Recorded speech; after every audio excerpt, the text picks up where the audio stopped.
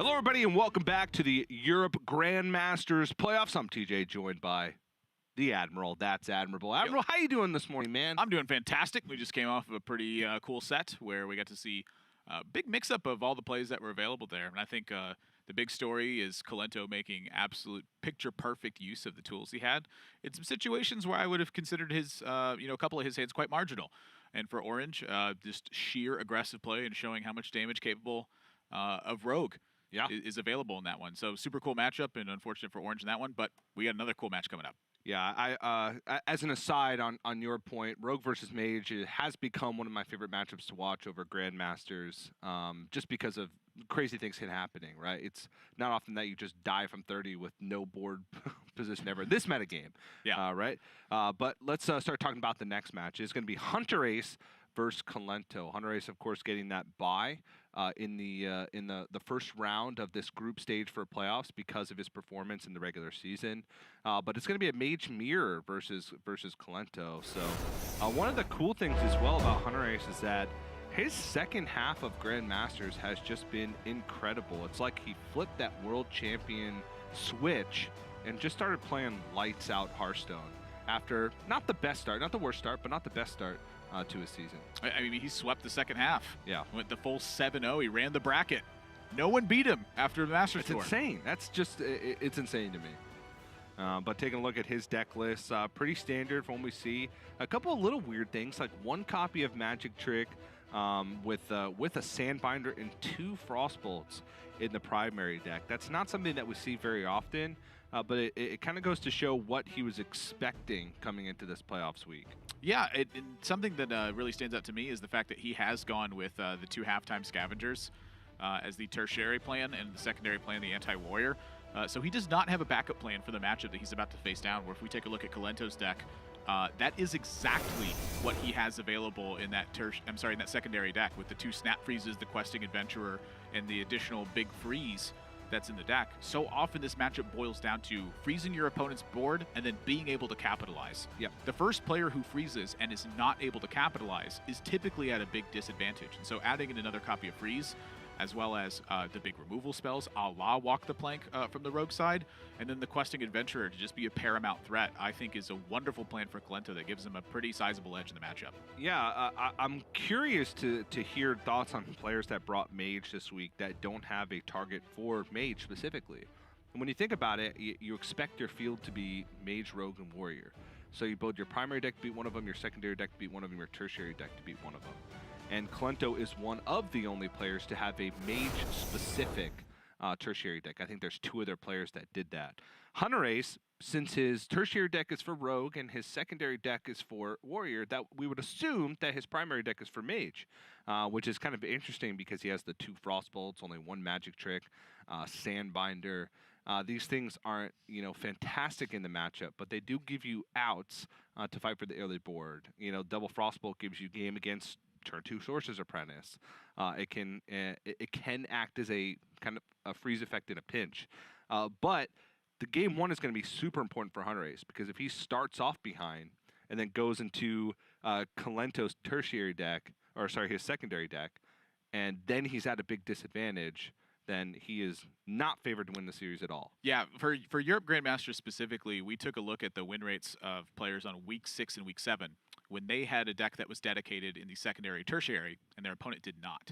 And their game win rate when they were swapping was a colossal difference. Like, granted, our sample size was fairly limited, but in week 1 it went from about 38% to 54%. And I'm sorry, excuse me, it was across all regions, not in Europe. It went from about 38% to 54%. And then in the following week, it went up even further. It went from about 38% to 58% as we got a larger sample size. And so it's telling me is that the dedicated decks that you have on the secondary plan make a big difference. Now, that massive of a delta would be telling me you're taking a poor matchup to a winnable matchup. In this case, you're taking an even matchup and turning it into a matchup with an edge, which is a very big difference when you're talking about the even footing that you start on in that one. Yeah, and it is Mage versus Mage, all things considered, which there's a lot of factors that goes into it outside of just the way your deck lists are built. It's different than, say, a bomb warrior with Elysiana versus a bomb warrior without Elysiana. Yes, there are things that can make a difference, but when it comes down to it, you have a set game plan going in. Whereas Kolento, he does have that edge, but it's about finding a little bit more than that edge. And if you really think about it, like the questing adventure answered by Frostbolt most of the time, right? So like Hunterace has game against that deck. It's just, can he match up against additional freezes, additional removal on Kolento's side, which should be interesting. And Kolento, we talked about Hunterace and him sweeping the second half of Europe Grandmasters for Season 1. Kolento's just kind of been silently just picking up W's throughout the whole season. He's been relying a lot on Cyclomage. He was playing it very early on, even kind of innovating with it. He was one of the first players that we saw bringing this anti-mage tertiary. He was one of the first players to, I think even the first player to bring like the Magic Dart Frog strategy, which we saw be really popular in like weeks 2, 3, and 4. Kind of been silently innovating on the deck, silently picking up W's throughout the season. And kind of like floating under the radar with just how good he's been playing. Yeah, kind of silently giving interviews sometimes. Silently giving interviews too, and sometimes just asking to leave them. Very, very Kolento-like, Yeah. I would say. To me, that's just been the story of Kolento over his career, though, is it hasn't been like fancy things that get him wins. It's just good, solid play and recognition of the circumstance, where I would say that early on in competitive Hearthstone, Kolento tended to trade a massive amount in comparison to what other top players were doing. You look at his career over the course of those years, my job has basically been to watch and commentate Hearthstone matches for half a decade now. The amount of aggression that has been timed into Kolento's game plans over the years feels like it has ramped up so much to where now he's at this level of mastery where like I feel like if Kolento is ahead and starts to kill your minions, it's like, oh, you are in trouble. Like he has spotted something and you are just not going to win at that point. Yep. And that many years of experience is a hard thing to replicate, which is something that Hunterace has been trying to do. I mean, he kind of burst on the scene just last year. Like the first time he was public facing, I think you and Sottle may have talked about it yesterday, was at the Rat Race in like the 2017 to 2018, and then 2018 he just kind of took off, won the world championship. He doesn't have that. And I have like fond memories from the beginning of me playing Hearthstone and casting Hearthstone. And there's a couple that stick out to me.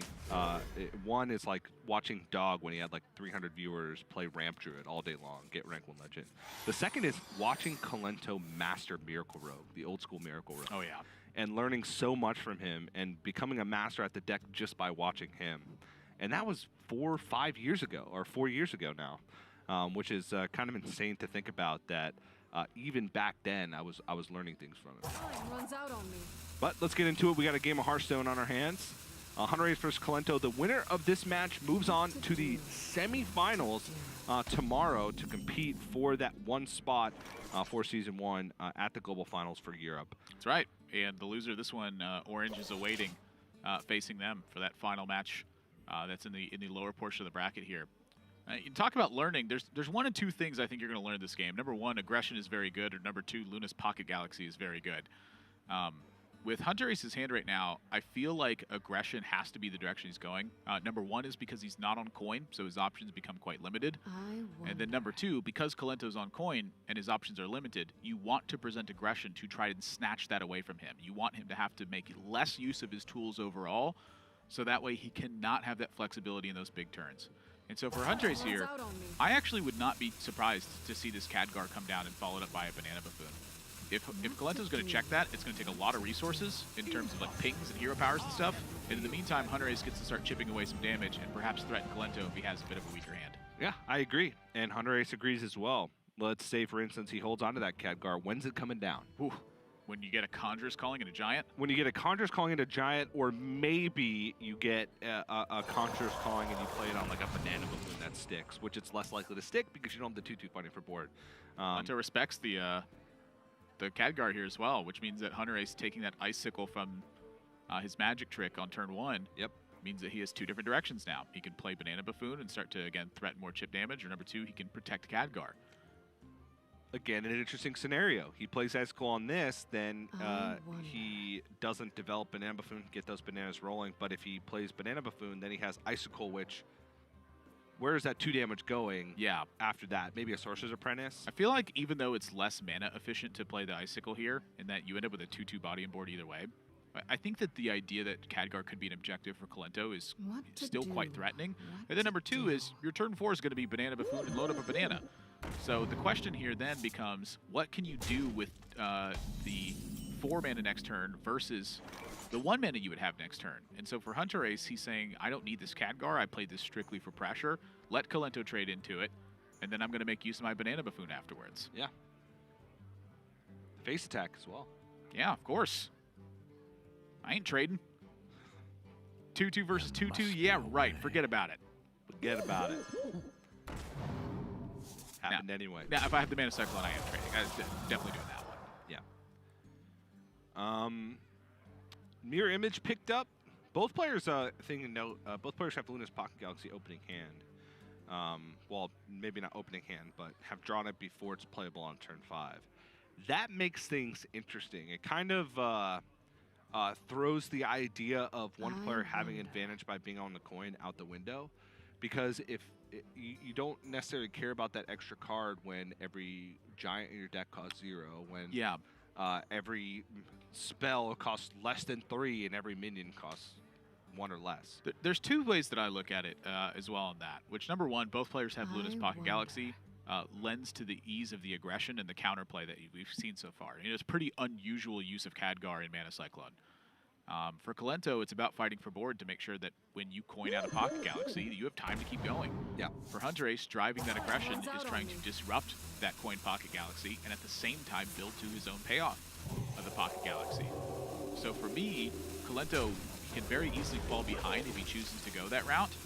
But at the same time, he's going to go that route and have Arcane Intellect, and he has Conjurer's Calling in hand before Hunterace would unlock that. You know, Hunterace's response to a Luna's Pocket Galaxy, it's either going to be bananas and attack, or it's going to be his own Luna's Pocket Galaxy. In both of those circumstances, I think Kolento ends up favored because he gets his down first. Yep. Gets his down first, has Conjurer's Calling to follow up on it as well. So can Arcane Intellect, picked up some cheap big minions, and then follows with Conjurer's Calling. Hunterace knows he's in for a game. Yep. Oh. He drew his own Arcane Intellect, so now there is no option on the aggression. But Kolento has his first. Yes. And having your threat first is a big advantage in this matchup because it gives you options to value trade and then Conjurer's Calling. If you have the big board first, it means that you likely don't have to spend your freezes first, which is minion big drawn. deal. Whoa. So Hunterace, look at that face. He's like, yep, play your giant. I dare you. Well, he doesn't want him to play a giant, I can tell you that. He's still daring him. When I was a kid, I didn't want my friends to lick the telephone pole, but I still dared him to it anyway. Ooh, Conjurer's Calling drawn for Hunterace. Ooh. And a giant gets drawn! The mage matchup is extremely volatile. And if Kolento had drawn a minion in that spot, you know, I'm sorry, a big giant in that spot, we'd be looking at a different game. The fact that Kolento missed on that giant is the total difference in this game. But now he draws a giant, and he has 6 mana. So we're back into a situation where things can get crazy. Yeah, these hands are very similar now. A couple bananas, a pair of mirror images, and giant Conjurer's Calling. That's essentially what the hands come down to. Kolento does have Frost Nova, but with the way this matchup works is, I kind of alluded to it earlier, the first player that uses one of their very crucial freeze effects oftentimes comes out behind because they get the last freeze, which means that their opponent gets the attacker's advantage on the final turn when minions become unfrozen. Yeah, you have to be able to capitalize on the freeze effect. If you fail to do that, that's the problem. Yeah. And so for Kolento here, the problem with it is that if he chooses to not use Frost Nova, this could just get picked apart very easily. He knows that the bananas are matched on Hunterace's side. He knows that he's got +1 even on the bananas, and he knows that 2/2's in play. So what's the best way to go about this? How do you end up getting out of this scenario in a favorable position? Yeah, if you preload bananas, Hunterace has more bananas, which gives him the initiative to trade over. I honestly think you have to unload a Frost Nova here because you can't let Hunterace get too far ahead on the board. So for Hunterace now, it's about figuring out how to to drive that position right back towards Kolento? How do you capitalize now that Kolento's had a freeze effect and isn't threatening lethal or just a massive amount of board advantage as a result of it?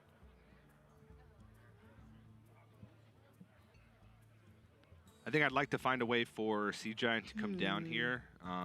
Question is, what happens after that? So let's say you before. Let's say you end up on like a Ziliax turn, right? Ziliax with the Sea Giant is effectively, spending the mana towards Ziliax the Sea Giant. Ziliax costs 1 right now. So my question is, can you Conjurer's Calling and then Sea Giant and do some stuff that way? Do you want to perhaps stop Conjure Calling the 12 cost minions for the smaller pool and perhaps just get it busy on the Sea Giant? The Sea Giant, I think, offers a technically larger potential. You get to protect your Grave Horrors in response to Kolento's, and now try to take advantage of the fact that you have the big payoff in the 10 slot. I'm thinking if you roll Deathwing, that changes things. And Kolento draws his own Sea Giant on the back of that.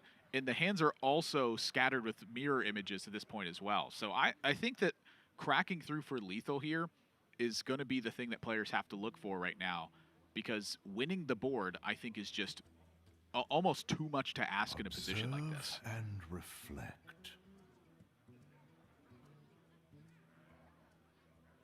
This is turn 7. This is such a weird deck when it comes down to it. Yes, they oftentimes don't do anything for the first few turns, but Specters.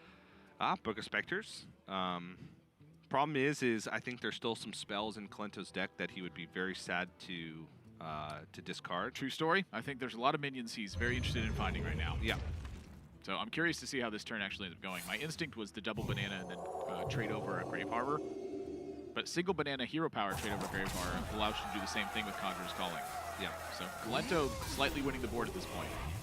Slightly. One of the things Hunterace about holding on to the Ziliax last turn, it does give him the option to Conjurer's Calling Sea Giant and then rush a Mecha'thun. Yeah, that's a good point. There's not that many 10 drops in the pool. Sandbinder, so good after you cast Luna's Pocket Galaxy too. And yeah, his eye was on the 10 cost minions because he has that board lead. Yeah. Kaligos is not one you want to see, however. That's the thing with the 10s, is there's high variance involved with them. Yeah, I think he was holding on to the Ziliax specifically for, well, one, because it just gets traded over on board, and you give your opponent a better option for Conjurer's Calling. And two, you get Mecha'thun from the Conjurer's Calling on the Sea Giant, and you rush it over a Giant. It's essentially a free trade over a Giant, because you have the Divine Shield to trade into it, you have this big minion left over. Very hard to get through. Yeah, you think you're beating that one? Forget about it. Forget about it. But another Giant picked up, and now it's about how Hunterace wants to spend these resources, and also, honestly, if he wants to kind of like fill up his board stage, because board space can sometimes be an issue. I don't see it being an issue right now, but when it comes down to freezes, if you don't have taunts in the way, you can be really vulnerable to not having any options for plays if your board is full. I think this is very clever use of the remaining resources for Hunterace, where you recognize the Banana Ziliax, Banana Moon can chip off a Giant, and now he's winning the board massively. And so for Kolento, you look down at that Book of Specters and go, wow, you really need some more minions here to win. Yeah. And so, you know what better way to do that than to spend 2 mana and try to draw 3 minions. Yep. And there's one. Conjurer's Calling gets pitched away, and a Mana Cyclone gets picked up, and Hunterace sees that 2 minions stick in hand, and that's always bad news when opponents cast Luna's Pocket Galaxy. Yeah, this is... And you see the look from Hunterace. I mean, you get 3 shots at that Archmage. There's a pretty good chance it comes through. Yeah, with Conjurer's Calling being discarded, Archmage and Tinnitus and Mana Cyclone are probably the 2 spells that you definitely want to see in that situation, because they allow you to fill your hand with fireballs and also reload whatever other spells you have with Mana Cyclone. The problem is because you're filling your hand with fireballs every time you cast a spell, that's one less spell you're going to get for Mana Cyclone because your hand is full. Yeah, I'd be curious to see how Kolento approaches this, because he's not in a position to favor aggression, so these fireballs represent being able to handle board state, which isn't exactly ideal. But that's a lot of fireballs, so if you're just not dying, you have time to cast these fireballs. Hey, why not? We'll have the Mana Cyclone make one too. You got another one. Oh, that's funny. Someday you'll be just like Archmage and Tinnitus. Whoa! Oh! Now, granted, he has much less spells in hand, but he can actually start launching some fireballs. And also, one thing to keep in mind is the mirror images cost 0 because of Caligos. They won't stay 0. It's just the first spell you cast is free each turn. So that's huge! So we can actually do this and then double Fireball or Fireball Ping. So what I'm thinking is, I'm thinking A, Fireball Ping, but I'm thinking B, you probably just need more Fireballs here. So what I was thinking is, because you want to kill the Archmage Antonidas and try to generate as much as possible, it means I want to cast the other mirror image, but we can't do that with a full board.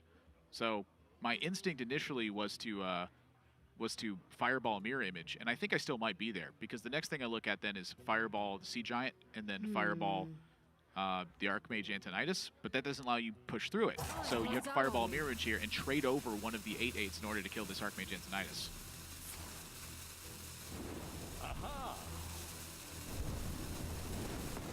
Yeah, this is another great recognition. It's so much easier for me because I don't have the stress of the match on my mind, and I'm not thinking about the 36 fireballs that are in my opponent's hand, which are the future of energy. And Hunterace he's very frustrated with the way this has panned out, and I'm not sure why. I feel like he's winning right now. Is there any reason for him to trade over Mountain Giant instead of the big bad imp? The Jumbo Imp? I mean, the condition to me would just be the same thing prior with the Sea Giant versus the Mountain Giant on Conjurer's Calling. I don't think that's the important detail to focus on right now. I think it was killing the minions the way that you did. Yeah. If you draw a Conjurer's Calling here, you're not even going to be able to use it. You're probably still fine. Like, it's a race against the fireballs from Kolento now. Can he either, A, buy enough value to take care of everything? Well, let's take a look at how many turns that takes. Okay, about infinity, no. So he's got to figure something else out. Yeah, he needs 3 turns if he's just fireballing, but he's dead. So he needs to find a way to move in freezes, and if that's the case, he needs 4 turns. Yeah, step 1, kill this thing. Yep. Step 2, don't die. Okay, check. Step 3, question mark, question mark, question mark. Yeah. And now Kolento has no natural Conjurer's Calling left in his deck. And also he's used both Mana Cyclones. He used the first one on 2 to contest Khadgar, and that's the second one. Big problem here for Hunterace's turn. If he wants to cast both spells in Mana Cyclone, it means you'd have to Fireball one of your own minions. I think this has to just be Ping Pass, as odd as it feels. I actually don't know. I mean, Hunterace is obviously very interested in spending mana. So he's seen both Conjurer's Callings, both Mana Cyclones, and both Frost Novas. You've seen Archmage Antonidas. You've seen Archmage Antonidas. You've seen both Mana Cyclones. Yep. So what? Magic Trick's the last generation at that point, then. I wonder.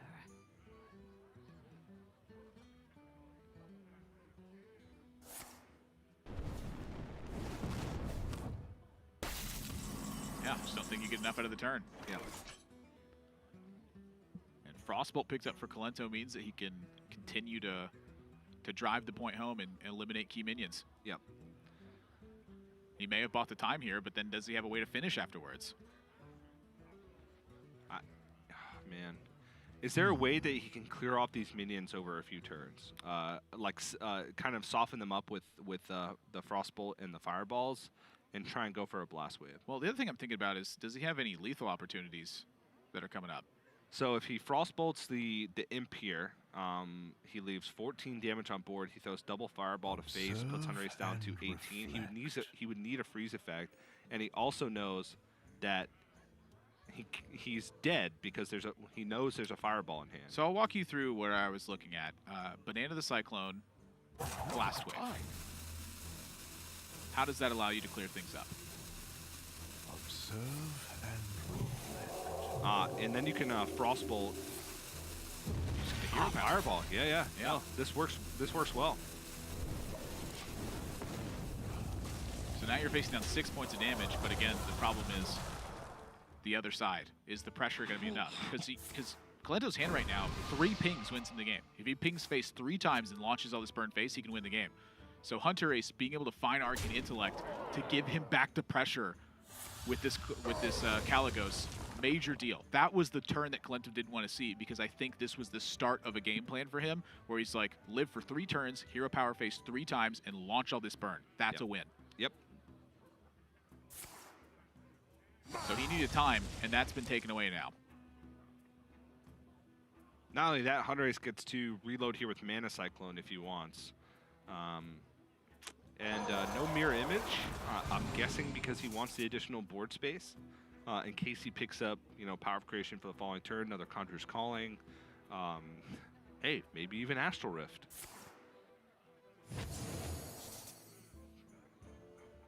Time runs out on me. Perfect mana. Get in there, Joey Bot. Isn't Emerus? No, Emerus is a dragon. Darn. Wait, no, it's a beast. No, it's a dragon. It's a dragon. Yeah, I was thinking, oh, it's a beast. Well, I mean, it is. Comes from a random generating effect, but that's Dragon Roar that it comes from. Because it's a dragon. Kolento's plan on the defensive side too. Like if Hunterace had another one of those stumble turns like the turn previous where he hero powered and passed, that Ziliax might have been Kolento's time to get to that point. Yeah. I loved Kolento's play in this game. He needed to play more aggressively because you can see the life total being quite delicate. Imagine if that Khadgar had just gone uncontested and then the Banana Buffoon came down. He'd be looking at taking 6 points of damage for like 3 straight turns before something happened. He would have just straight up died. Yeah. And so I think his game plan was spot on. I think that the aggression from Hunterace is what prompted this. That Kolento made a strong play to try to counteract this, and at the end of the day, it boiled down to his tools being a bit more situational, and as a result, a bit more punishing. It's quite rare it gets to the point where the second Conjurer's Calling needing to show up is a relevant detail. It often settles in the dust at the Giants and the Frost Novas. Yeah. In this game, Kolento actually got run out of resources. Yeah. And that happens sometimes. Hunterace was essentially out of resources himself until he picked up the Arcane Intellect, so... he had the lead at that point, though. He did have the lead. And now Hunterace is... The old Stargaze with Luna Timberwolf to draw a card. Yep. Classic. Of creation. He's a single damage off lethal. He has 6, 7, 8, 9 on the board. Could Icicle the Ziliax, Fireball, and Pink Face, which would have left him 1 point off. Behold the tools But it looks like he's creation. more interested in just trying to find as many resources to make sure that his chance to win the game is maximized. There's not a player I've seen more frustrated with a scenario that is pretty dominant in their favor other than Hunterace in this game. I feel like he's been shaking his head at every turn. For Hunterace, he's disappointed if he doesn't take a 99.99% chance to win the game and turns it into a 100. Like, yes, this situation is still incredible. Look at the Icicle his own Sorcerer's Apprentice there. He's playing around the Doomsayer Conjurer's Calling out from the magic trick that's remaining in Kolento's deck. Are you kidding? That's how far ahead you are? That's what you're shaking your head about? You're playing around the 1 in X outcome of the Doomsayer from an opponent's Conjurer's Calling? Yep, I want to see a smile. TJ, hit me with a smile right now. That's what I wanted to see. I feel better. Well done. Game 1 over to Hunterace. And Kolento now, that was an important win for Hunterace because he does not have a secondary or tertiary deck prepared for it, where Kolento does. And so now Kolento looking to take these next 2 games with that secondary game plan he has, I think still leaves him with a pretty decent chance in this one, albeit being down a game is the important marker. Yeah, being down a game, and also take a look at some of the cards that Kolento has cut from his secondary deck to make room for these. He's cut Mirror Image, Snip Snap, Luna's Pocket Galaxy, Ziliax, and Archmage Antonidas. Now, if we look at that game, the one thing that kind of kept Kolento in the game and gave him some semblance of a lead early on was Luna's Pocket Galaxy and Archmage Antonidas.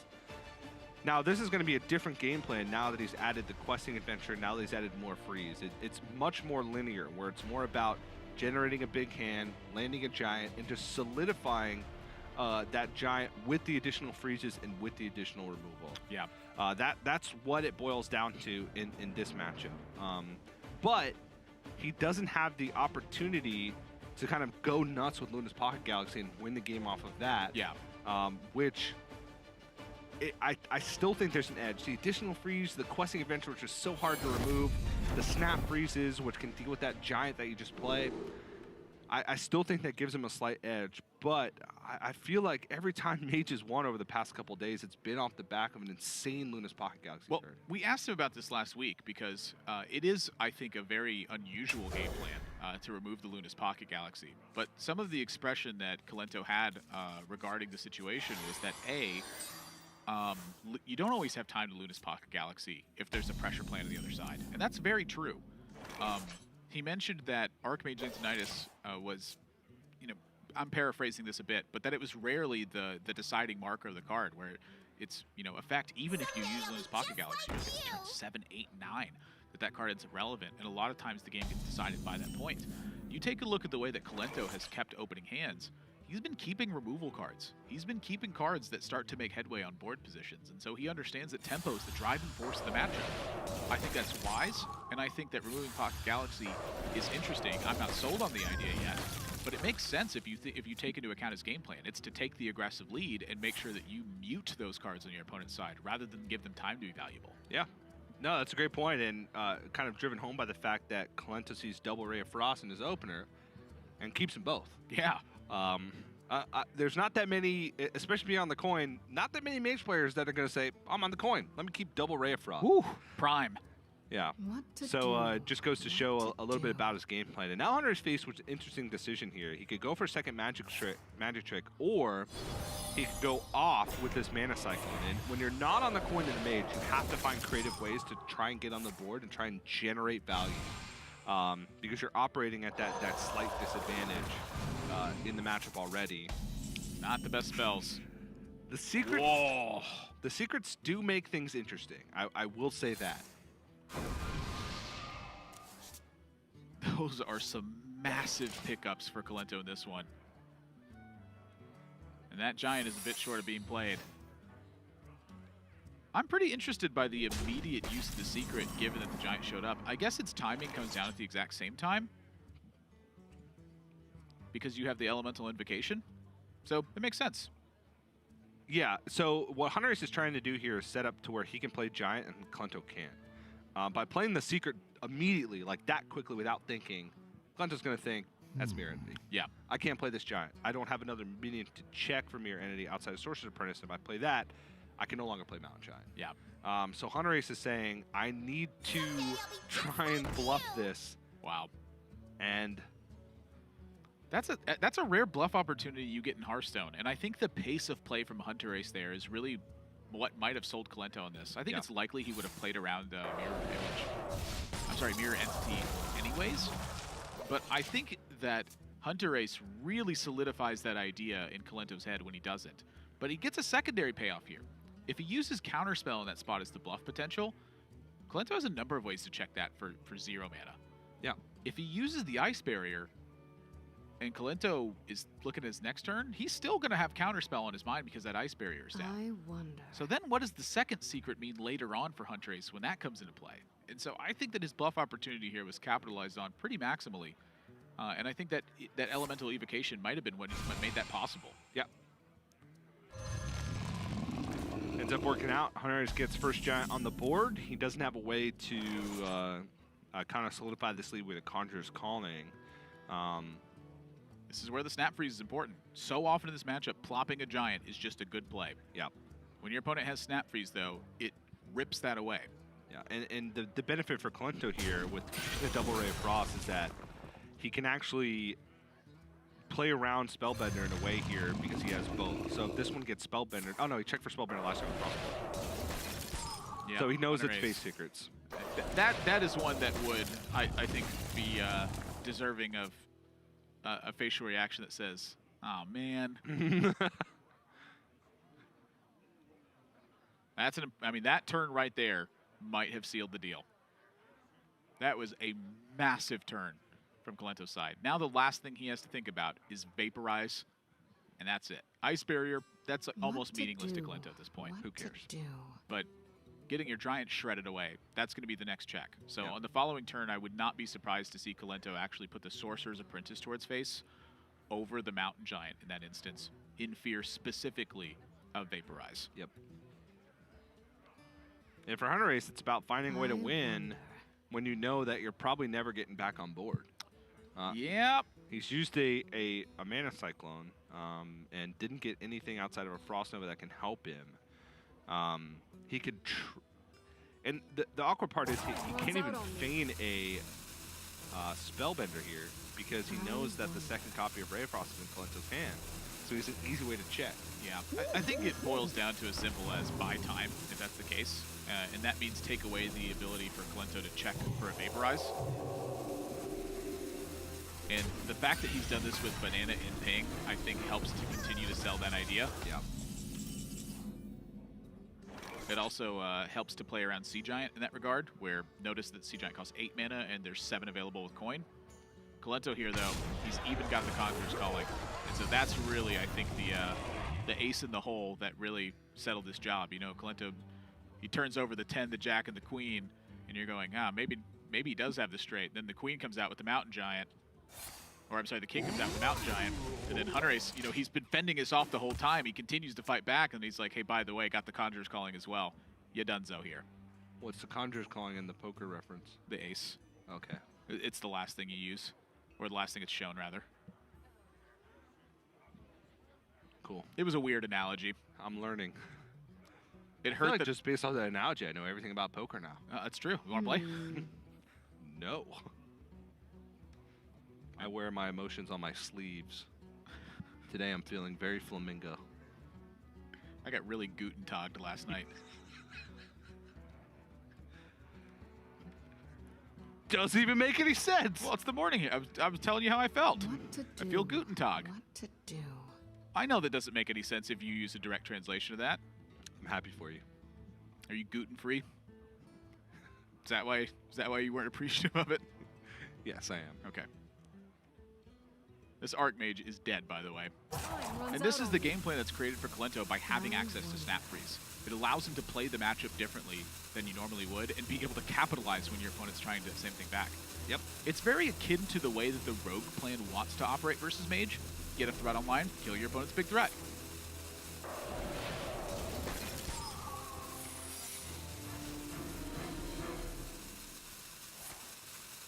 This is a sad, sad turn.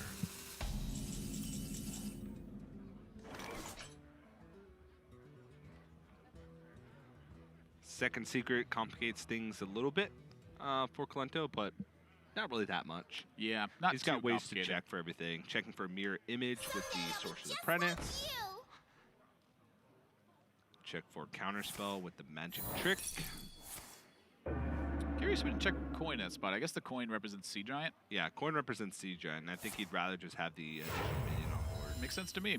Now the big question here is, do you just attack into Vaporize? And I think yeah. at this point, in order to push that additional 8, you're attacking through.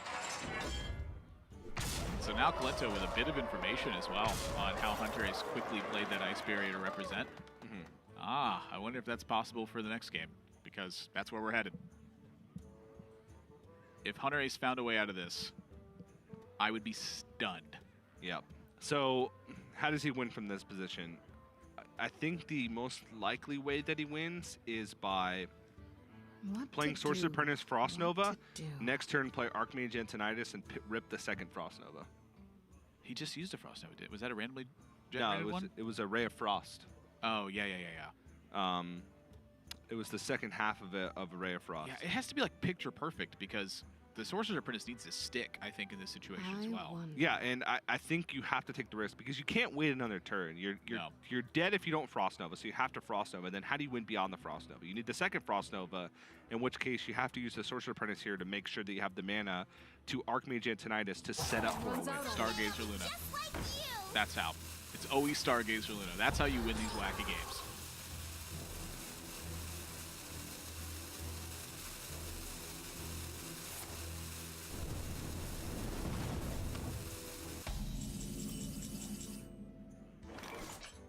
Well, well, well. What do we have here? 2 quick ones. Kolento's getting there on the perfect line.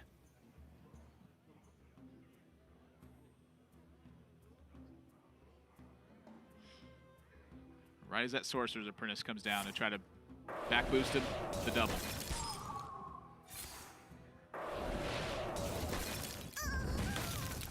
I think that's for the wrong player. That's what Hunterace wanted. Maybe it's foreshadowing. Yeah, but now with the Source of Apprentice falling, I don't think there's a way Had to be Luna. Hunterace can win. All right, Blast Wave into Frost Nova, Frost Nova.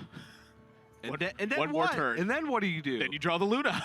And then you draw Luna or Frost Nova, and you could Archmage Tinnitus into Frost Nova, and then pick up a Mana Cyclone, get the Mana Cyclone to be able to Frost Nova. I just admired the effort here. I mean, this was the only way to possibly get it done, was every way that Hunterace played it. But Kolento, the game plan came to massive significance, and you see how important it was and what a big change up it makes. He took out Archmage Tinnitus. He took out Luna's Pocket Galaxy and said, I want to get more aggressive. The main way to get aggressive is with Giants, so take advantage of that. Play your own Giants where your opponent doesn't answer, and answer their Giants with Snap Freezes. I think that is a wonderfully simple game plan that has a massive impact. It is. You don't have to rely on doing all this fancy stuff from your deck. You just have to rely on good old-fashioned 8/8s with a little bit of removal sprinkled in, which ends up working out. Kolento ties up the series. Peppering on the removal. That's the removal. Yeah. Yeah. That's how I feel when it happens to me every single game, too. I pick up that handful of salt and I just sprinkle it around. And it makes those Mountain Giants just that much more delicious. Ooh. I'm not an eat rocks kind of person, but, teach their own. Oh. For some reason, I didn't understand that at first, and I was like, when did I mention eating rocks? Mountains aren't made of rocks. Crazy things that I thought maybe that somewhere in that broadcast or that match that I said to you, let's go eat rocks.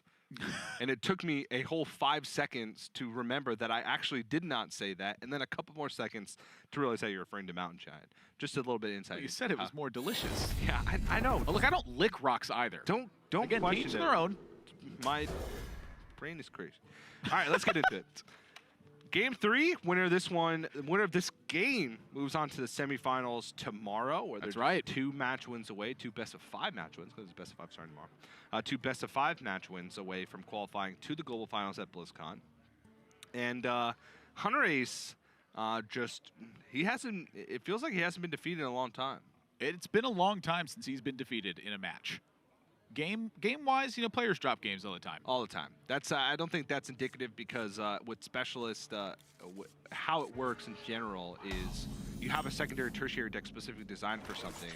If you don't hit it, then you're expected to lose games on a lot of Hunterace, he pitches away the Mountain Giant in this one, and now I'm quite interested, because the Stargazer Luna, I think, is one of the more threatening cards that's in the deck. And so for Kolento, his game plan right now is very straightforward. Get Mountain Giant, get Conjurer's Calling. For Hunterace, though, right now it's looking like shenaniganry. And so how do you create the most shenanigans with Stargazer Luna and Coin? Because now the fortunes of the Coin have been reversed. It's such an important mechanism in the matchup that I'm curious to see what kind of use he makes out of this. Because he's also got the Stargazer Luna backed up with aggression, where the Banana Buffoon Conjurer's Calling starts to become a play you're thinking about. Just the bananas chipping away in general. I think Hunterace right now, if he maximizes this hand potential, is going to have a pretty sizable edge. I mean, with the double Snap Freeze from Kolento, it's really hard to expect to play a Mountain Giant early and just have it live. Yeah. And if that's the case, and if you look at the other stuff that Kolento's deck does with the Questing Adventure, you are incentivized to get on board early and try and fight that way, because that's where I think Kolento's deck becomes weaker. It's when he's forced to remove smaller things with these board-wide removals, or Snap Freeze, the Blizzard, and then try and fight honestly with him with Giants. Because if you try and fight honestly with him with Giants, then he's going to come out ahead, because that's the way his deck's built. Turn 3 hero power from Kolento is exactly what Hunterace wants to see. Yeah. And so now I'm smelling Conjurer's Calling. It's so hard to stick a Giant down. You could wait till turn 6 and try to build hand size as well, but I think this is an opportunity to A, get a bit aggressive and be able to answer an opposing Giant or threat that comes down. B, it's very mana efficient. And then C, do you need 2 copies of Conjurer's Calling on a Mountain Giant in order to get this done? And to me, that says no. You keep hand size and you develop with this Conjurer's Calling here. Yeah, I think keeping hand size is the important thing here, because that allows him to play Mountain Giant next turn. Whoa! That's like two of the best outcomes you could have. The only outcome that I could think that would be better would be the second injured Blade Master instead of the Snip Snap. But Snip Snap's a close second. You know, like a Mukla maybe. All right, Mukla would be a little bit better than Could have Snip gotten Snap. a bit more out of this. Yeah. My gosh, that is massive. Because now if Kolento had Snap Freeze, Yeah, if you're wondering, he'd be playing it on this injured Blade Master. if you're wondering why in game 1 they fight so aggressively for boards, stuff like this is why. Like, Conjurer's calling on a 3-drop can absolutely obliterate the game. And so for Kolento now, he has Snap Freezes in the deck, but he's facing multiple threats. And that's the issue. When you're facing multiple threats, the Snap Freeze plan doesn't work. You need to take early stances and be able to do anything. And there was no way for him to really fight against that Banana Buffoon unless he wanted to double Ray of Frost, which would have mutilated his future turns. Yeah, that did not seem like an option. And here, this is not any easier of a turn. If he plays Mountain Giant, he knows his Conjurer's Calling and a Banana. That's the perfect setup for Hunterace. If he were to just play a Mountain Giant on the board here. If he Frost Novas, what's his game plan beyond that? How does he come back from a position where he's taking too much damage? I mean, he's staring at 14 damage. He go down to 8 health if he leaves this board as is. That doesn't count the bananas, and that doesn't count the hero power. So then my mind goes to Must be a way. try and get a Mana Cycle with these Ray of Frost. Ray of Frost Giant, Injured Blade Master, Elemental Evocation Mana Cycle, and try and pick up that X Factor card, whatever it may be. 2 more Frost Novas. Even Two a more second Ray of Frost Frosts. Nova. Like, 2 more just- Ray of Frost. He has entered fairly desperate territory because his Mountain Giant will get checked immediately if he plays it. That's been taken away from him, and so now he has to leave it up to the cards. I could not think of a spot you would less want to be in for game 3. So I like the not evocation because that gives you the evocation Conjurer's Calling on the following turn. With the Giant, it's going to go down to 4 mana. Evocation will take it down to 3 mana. But for Hunterace, this is as straightforward as it gets. Make more big things and start attacking. Yep. So what does that 2-2 mean in play for Hunterace right now? He's going to think about Sea Giant implications. He's going to think about Mirror Image with Sea Giants. He's going to think about Khadgar Mirror Image with Sea Giants. There is nothing that Hunterace will not account for in this situation. This is, I think, where he's at his primed best, is when he can account for all the things that are impactful. Yeah. What to do? I think one of Hunterace's greatest strengths is, like I mentioned earlier, turning those 95% win rate games into 100% win rate games. Closing them out. Games, yeah. Closing games out, accounting for every possibility. And TJ, you played baseball. You know all about closing out games being important. I was a starter. Nevertheless. I was all about the mulligan. Nevertheless. All about the mulligan. Look, I'm not the one killing him. It's the Mountain Giant that is, all right? I'm just part of the team. Regardless of which side the Mountain Giant's on, I would have made that analogy. Admiral is just the guy that comes out on the field at the end of the game and shakes everybody's hand. Yep. Great game. Great game. Great effort. Great effort. Good hustle. Observe and reflect. And for Kolento, I mean, I feel for him in this one. Questing Adventurer does offer some interesting thoughts to me because of the double freezes in hand. Ooh, actually, I'm quite interested in this Questing Adventurer now. How can he present a counterattack with that? So what I'm thinking is Magic Trick can give him other stuff. Okay. Yeah. So this now freezes out the board and opens him up for a Conjurer's Calling turn. So Hunterace wants to answer back against this. Not really a way to do that right now. Cool. Suppose Mirror Image? He can Mirror Image. Does fill up his board. You banana your own Giants I wonder. to protect the... One banana each giant to force a ping. Well, I guess Kolento would need his own Banana Buffoon to be able to trade anyway, so that doesn't make much sense. Yeah. It would force the 2 mana from a ping, but at that point, I don't think Kolento wants to trade over the Giants anyway, at least from our perspective. Hunterace does not have the luxury of that information. Kolento needs to roll freezes into freezes and try and push face damage here. That's his win condition. He does have another copy of Frost on the deck. He can find them from Magic Trick. What to do? What to do? But I do wonder where Hunterace's head is at here. Can he get Banana Buffoon and Mirror Image for 1? Doing something with some bananas this turn.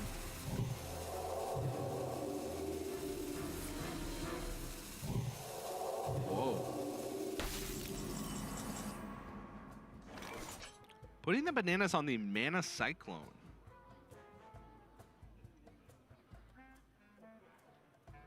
So the other thing to consider is how Blizzard interacts against Mirror Image, where it pushes through it in the immediacy. You know, that's often part of the game plan for the freeze effects to come down. I'm curious if Kolento can get back into this. Like, I think he has to draw a freeze if he's going to get back into it. That's where my head was at with the Questing Adventurer was, if you have to draw a freeze, does that one actually get bigger? And the answer is like a yes and a no, where like no if you want a Conjurer's Calling. Like if Kolento had drawn Frost Nova this turn, it is so much different. Yeah. And so for Kolento here, he's spotting the Shooting Star prior to the Blizzard as well to make sure that he keeps the board full on the freeze. Or his free, I'm sorry, he wants to protect his Sorcerer's Apprentice here. Yeah, fills it up first and then does it to protect the Sorcerer's Apprentice. I don't know why I said it the other way around. Yeah. Because if he Blizzards first, it kills off the Snip Snap in the Mirror Image and replaces it with 2/1/1 that then trade over Sorcerer's Apprentice. And for Hunterace, that's the scary looking turn now, where that's, you know, that's the auxiliary freeze that Kolento has added into the deck. There's still a natural one left. There is some worry here on Hunterace's side. Yeah. I wonder. He does have an answer to the Sorcerer's Apprentice. He's going in a couple of ways. If he draws Ray of Frost off this Stargazer Luna, that is the picture-perfect draw, I think. It is. The future is ours. And keep in mind, Kolento did cut Archmage Tinnitus from the deck to make room for this anti-mage package, which means that Hunterace can be pretty confident in life total. You'll take it. My gosh, what a huge draw from Hunterace to just shut down any potential. Yeah. So now, even in the face of Kolento drawing that freeze effect, it is just not the same. And he fails to draw it anyway, so now it's more the desperate territory situations where how do you get the most out of this? My head, the instinct was questing Adventurer Conjurer's Calling. That would put 8 minions in play and then 2 left for Sea Giant. Conjurer's Calling is just going to be more stats though, and the questing Adventurer time is probably past its prime. You also did find taunts in the first Conjurer's Calling, so that affects that. You definitely want some taunts in play. And that Luna lived. This is bad news for Kolento. Yeah, I think he's one point of damage off of lethal here. He pushes through one of the Giants, then he has 18 on board. 2 bananas is 20, the ping is 21. He can look for an additional burn spell with Mana Cyclone here to close out the game immediately. Yeah, loads at the banana first. Can Blast Wave force through the damage? Blast Wave plus ping. Oh yeah, I think so. Blast Wave plus ping, he can't fit it in, but that's 16, 20, 22, exactly 22. All right, wow. So Hunterace found the ability for lethal.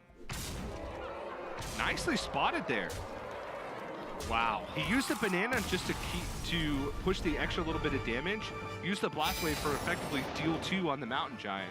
A very nice spot. I didn't even spot that one right away. I counted immediately and said he's one off. And again, I want to revisit the game plan here for Kolento because I want to talk about the importance of it and why that matchup was so in favor of Hunterace at game number 3. Yep. It was because of the aggression and the Conjurer's Calling onto a Banana Buffoon.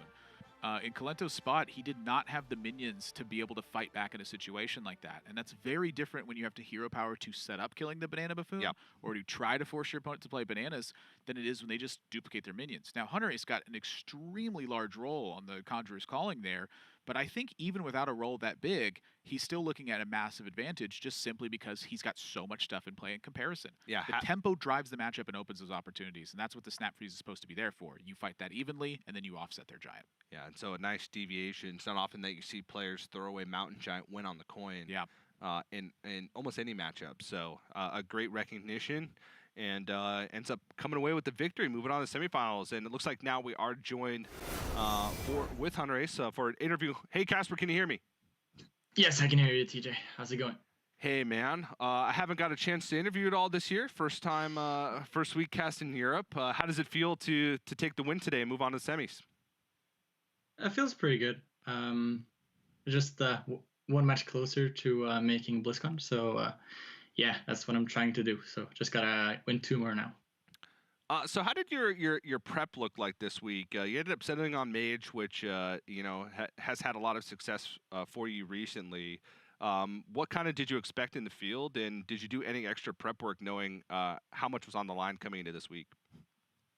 I prep pretty similar to every other week. It's pretty similar to the previous weeks. Like the meta hasn't changed too much. Going into the meta, I tried to. I had the idea that there would be 3 rogues and 2 mages. That was like my initial thought. So I tried to build a lineup that could beat that. But to be honest, there wasn't really anything that felt really beat mage. So I just ended up with mage. I really tried to figure out something new or unique, but there wasn't really anything. I want to ask you about the secondary plan from Kolento. I really like what he's done here. He mentioned last week in his interview that he talked about the weakness of Luna's Pocket Galaxy in a Mage Mirror, where oftentimes it's like aggression that's driving it. You just don't have time to do that kind of stuff. I wanted to get your thoughts on the game plan in general and why you didn't have something specific in mind for Mage coming into this week. So the thing about the mage sideboard, I think that Kolento can justify it a bit more because his initial or was that no, not Kolento, but I don't think the mage sideboard is that relevant because he cut a lot of good cards also. I don't think that cutting Lunas and Antonidas is necessarily something you want to do. Like both of those cards are extremely good in the matchups from my experience. So I don't know. I didn't feel that bad against his cyber at all. It was just a different approach to the matchup, right? Because he runs the snap freezes, right? So I kind of have to take the aggressive stance and not get punished by like going Mountain Giant turn 4 or whatever. All right, Cass. So I try to do that the best. Let's get down to the real talk here. Have you lost a match since you cast Grandmasters? No.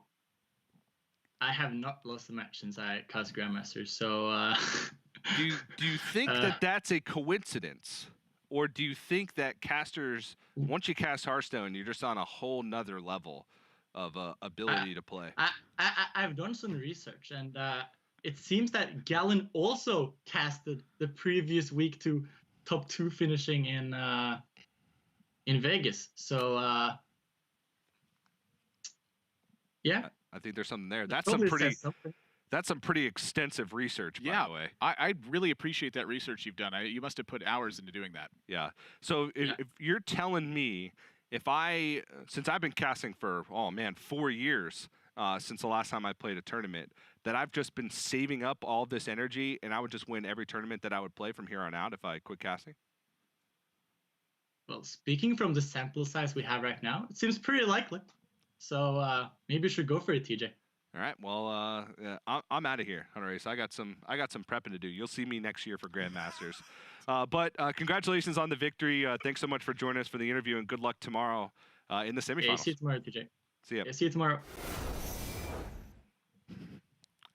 You know what scientists say?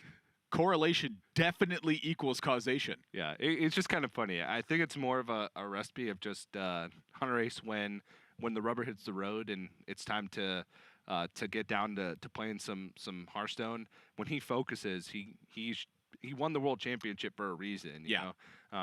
It's just hard to stop a player of that caliber. I think he's just bar none the best in the world when it comes to that. Like you look at the work ethic of players. There's a couple players that come to mind. Orange for me is one of them. I look at Casey as another one of those players. Hunterace, I think, is at the top of all of that, where it's just constant hard work and trying to find the next thing that can give you that edge. The week that he cast Grandmasters for Asia Pacific, he cast that whole day, and then he stayed up and he played in Europe, and he won both of his matches there. Like that takes an enormous amount of mental stamina to be able to do something like that. I can barely even drive home after casting a weekend of Grandmasters. It's kind of insane, the schedule and being able to focus for that long. But Hunterace will be seeing him tomorrow in the semifinals. That the last spot for the semifinals will come down to Kolento versus Orange, and we can take a look at the bracket to see how things have shaped out. Yeah, there it is. That last spot in the semifinals, one player will go through, Orange versus Kolento. It is a rematch, and Kolento did take that series earlier on in the day. But that Rogue deck can do a lot of crazy things. And over the course of the season of Grandmasters, I feel like Rogue and Mage has been so even. And even with players thinking that Rogue was an overwhelming favorite towards the beginning or the first half of Season 1. Yeah, I mean, it's double jeopardy time for Kolento, and the thing that I look at this for this one is that he had earned his opportunity for 2 shots at it, and Orange did not. So Orange on his last leg here, and Kolento on his last leg, but for Kolento, this is the second shot at it. So, Yep. you know, percentage-wise, after winning that first matchup, much more favored to take it out from that initial point. But everything's evened up now, just as all these tournaments do. Eventually, all those matches you've played previously and all those games, they don't matter anymore. It's the next one, and that's it. The next one, and that's it. And then after that one, it'll be the next one. And it keeps going, And then after that one, it'll be the next one. and it keeps going, And then after that, you're qualified for the global finals at BlizzCon. Then it's the next one. and it keeps going. And onwards until you eventually win. But as Hunterace has showed us, once you win the World Championship, it doesn't end there. It But keeps going. that's going to do it for me and Admirable for now. We still have one more match of Europe Grandmasters to decide that last semifinal spot. But then after that, we're going right into America, into their playoffs. So we're going to have to go to a quick break, but don't go anywhere. More Grandmasters action right after this.